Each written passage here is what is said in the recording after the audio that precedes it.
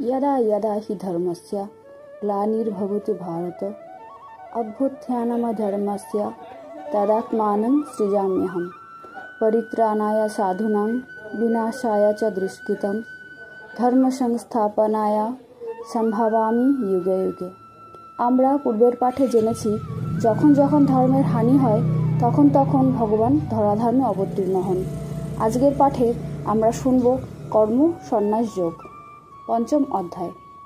অর্জুন বললেন, হে কৃষ্ণ, আপনি কর্মসন্ন্যাস এবং কর্মযোগ উভয়েরই প্রশংসা করেছেন। অতএব এই দুটির মধ্যে যেটি আমার পক্ষে নিশ্চিতরূপে কল্যাণকর সেটা বলুন। ভগবান শ্রীকৃষ্ণ বললেন, কর্মসন্ন্যাস এবং কর্মযোগ উভয়ই কল্যাণকর, কিন্তু কর্মসন্ন্যাস অপেক্ষা কর্মযোগ সুগম হওয়ার শ্রেষ্ঠ। হে অর্জুন, যিনি কারো প্রতি দ্বেষ করেন না এবং কোনো কিছু আকাঙ্ক্ষা করেন না, সেই নিষ্কাম কর্মযোগীকে নিত্য সন্ন্যাসী বলে জানবে। কারণ রাগ দ্বেষরূপ দ্বন্দ্বরহিত পুরুষ অনায়াসে সংসার বন্ধন হতে মুক্ত হন। মূর্খ ব্যক্তিগণ উপরিউক্ত সন্ন্যাস ও কর্মযোগকে পৃথক ফল প্রদান করে বলে থাকে। পণ্ডিতেরা তা বলেন না, কারণ দুটির মধ্যে একটিতে সাম্যকভাবে স্থিত পুরুষ উভয়েরই ফলস্বরূপ একই পরমাত্মা তত্ত্ব প্রাপ্ত হন। জ্ঞানযোগী যে পরম ধাম লাভ করেন, কর্মযোগীও সেই ধাম প্রাপ্ত হন। তাই যিনি জ্ঞানযোগ ও কর্মযোগকে ফলরূপে অভিন্ন দেখেন, তিনিই যথার্থদর্শী। কিন্তু হে অর্জুন, নিষ্কাম কর্মযোগ ব্যক্তি রেখে সন্ন্যাস অর্থাৎ মন, ইন্দ্রিয় এবং শরীরের দ্বারা করা সমস্ত কর্মে কর্তৃত্বভাব ত্যাগ করা কঠিন। কিন্তু ভগবান স্বরূপ মননকারী নিষ্কাম কর্মযোগী পরম ব্রহ্ম পরমাত্মাকে শীঘ্রই লাভ করেন। যার মন বশীভূত তিনি জিতেন্দ্রিয়, বিশুদ্ধ চিত্ত ও সর্বপ্রাণীর আত্মরূপ পরমাত্মাতেই যার আত্মস্বরূপ, এইরূপ নিষ্কাম কর্মযোগী কর্ম করলেও তাতে লিপ্ত হন না।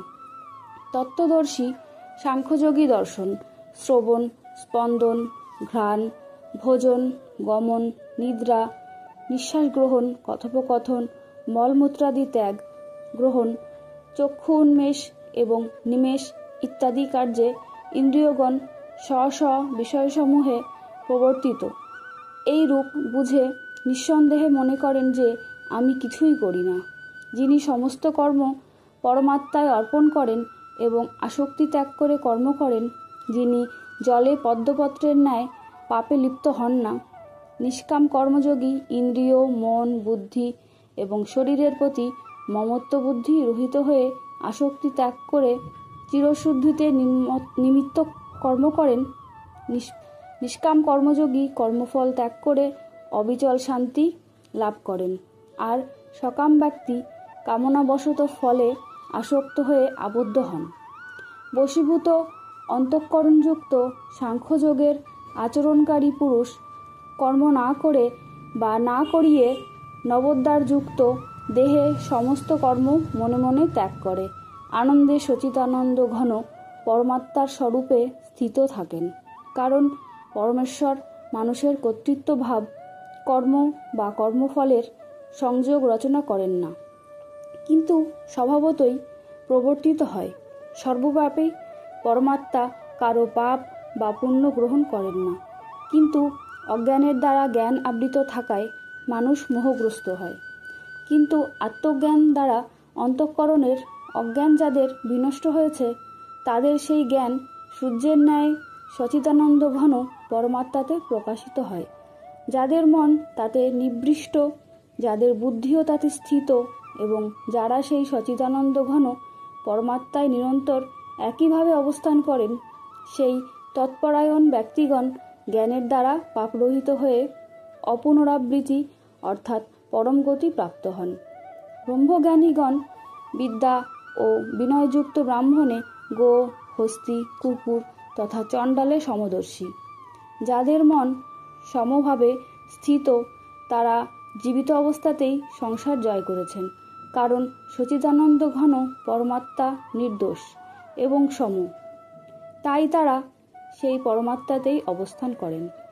যারা প্রিয় বস্তু লাভে হৃষ্ট হন না এবং অপ্রিয় বস্তু প্রাপ্ত হলে উদ্বিগ্ন হন না, স্থিরবুদ্ধি, সংশয়রহিত এইরূপ ব্রহ্মবেতা পুরুষ সচিদানন্দ ঘন পরম ব্রহ্ম পরমাত্মাতেই নিত্যই স্থিত। বাহ্য বিষয়ে অনাসক্ত পুরুষ আত্মায় যে শাশ্বত আনন্দ আছে তা লাভ করেন। অতঃপর সচিদানন্দ ঘন পরম ব্রহ্ম পরমাত্মার ধ্যানরূপ যোগে অভিন্নভাবে স্থিত হয়ে তিনি অক্ষয় আনন্দ অনুভব করেন। ভোগ যদিও বিষয়লোকের কাছে সুখরূপে ভাসিত হয়, কিন্তু আসলে তা দুঃখেরই হেতু। এর আদি অন্ত আছে, অর্থাৎ এ অনিত্য। সেই জন্য হে অর্জুন, বুদ্ধিমান বিবেকশীল পুরুষ তাতে রত হন না। যিনি দেহত্যাগ করবার পূর্বে কাম ক্রোধ হতে উৎপন্ন বেগ সহ্য করতে পারে, তিনিই যোগী এবং সুখী। যিনি অন্তরাত্মাতেই সুখযুক্ত, আত্মারাম এবং আত্মাতেই জ্ঞানযুক্ত, সেই সচিদানন্দ ঘন পরম ব্রহ্ম পরমাত্মার সঙ্গে একীভূত সাংখ্যযোগী ব্রহ্ম নির্বাণ প্রাপ্ত হন। যার সমস্ত পাপ দূর হয়েছে, সমস্ত সংশয় জ্ঞান দ্বারা ছিন্ন হয়েছে, যিনি সর্বভূত হিতে রত, সংযত চিত্ত ও নিষ্ফলভাবে পরমাত্মাতে স্থিত, সেই ব্রহ্মবেত্তা পুরুষ শান্তস্বরূপ ব্রহ্মকে প্রাপ্ত হন। কাম ক্রোধ হতে মুক্ত সংযত চিত্ত ব্রহ্মদর্শী জ্ঞানী পুরুষের সব দিক পরিপূর্ণ করে শান্ত পরমব্রহ্মই স্থিত আছেন।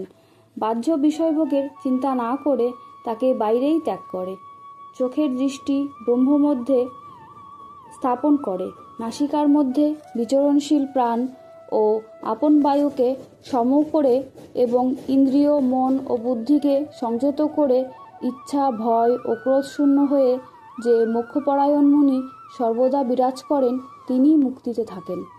আমার ভক্ত আমাকে সমস্ত যজ্ঞ ও তপস্যার ভোক্তা, সর্বলোকের মহেশ্বর এবং সকল প্রাণীর সুহৃদয় অর্থাৎ স্বার্থরহিত দয়ালু ও প্রেমিক, এইরূপ তত্ত্ব জেনে শান্তি লাভ করেন।